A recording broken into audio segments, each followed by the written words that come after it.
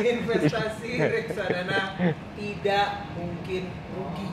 1, 2, 3.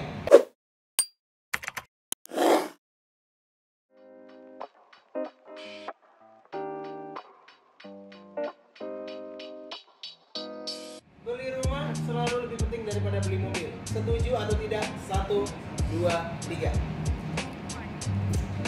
Karena tergantung duitnya lah ya.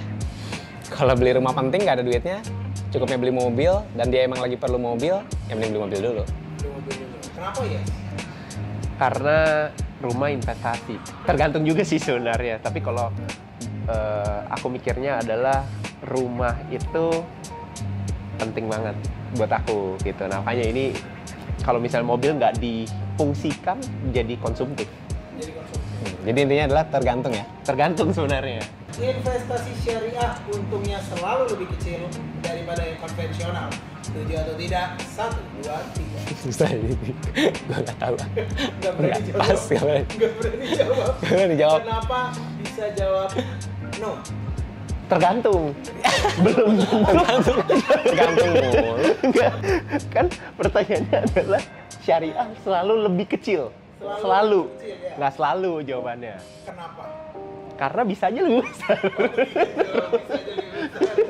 Bisa. Kenapa tidak mau menjawab? Karena mungkin bukan lebih selalu lebih kecil kali ya, tapi yang mungkin yes adalah di syariah itu pilihannya lebih terbatas karena udah dibatasin kan ya. Ada saham-saham syariah doang, terus kalau misalnya obligasi cuma sukuk aja. Jadi lebih yes ke pilihannya terbatas dibanding returnnya lebih kecil. Kalau ngedate cowok yang harus bayarin, setuju atau tidak? 1, belum sabar. 2, 3. Berubah pikiran gue. No. No. Karena dulu sih gue emang patungan ya, jadi bayarnya gantian. Misalnya pas lagi nonton yang bayar gue misalnya, terus kalau nanti makan yang bayar adalah pasangan gitu. Jadi nggak harus berat ke cowok sih semuanya. Tergantung sekali lagi, karena ini bukan suatu ilmu pasti kan ya. Oh iya. Bukan suatu ilmu pasti. Jadi kalau misalkan memang udah dari perjanjiannya adalah harus cowok terus, ya nggak ada masalah juga. Tapi kadang-kadang cewek ada pride juga kan. Dia pengen juga nunjukin bisa dibayarin terus, bisa juga nunjukin bahwa dia bisa kelola uang gitu. Jadi ada tabungan bersama, bibit bareng misalnya. Nah, jadi bisa aja nggak tahu uangnya dari mana tapi bayarnya pakai rekening bareng itu. Jadi nggak harus cowok terus. Iya, benar. Sebenarnya tetap dari cowoknya. Bisa juga. Financial freedom bisa dicapai kalau kita jadi entrepreneur. 1, 2, 3. Ya sebenarnya kalau ngomong financial freedom memang cara paling cepat mungkin ya. Mungkin adalah dengan jadi pengusaha karena kan ada faktor kali. Jadi ketika kita usaha tuh biasanya omsetnya bisa gede banget gitu, tapi ya resikonya juga mungkin bisa bangkrut ataupun ya nggak jalan sama sekali.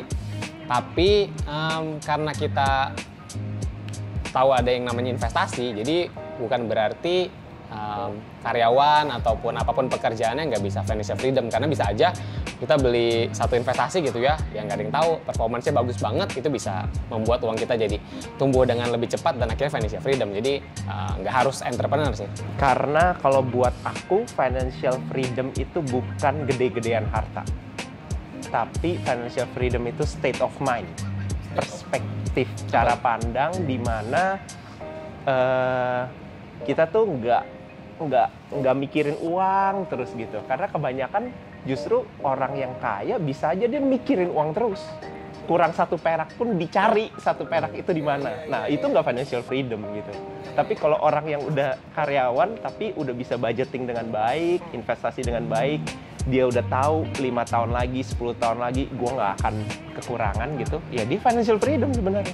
Investasi reksadana tidak mungkin rugi. 1, 2, 3. No. No.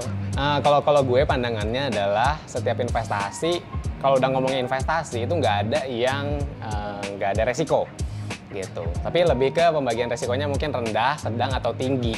Jadi sekalipun kita ngomong misalnya reksadana pasar uang, itu bukan berarti resikonya 0, tapi lebih ke resikonya paling rendah gitu. Tetap ada resikonya. Jadi no.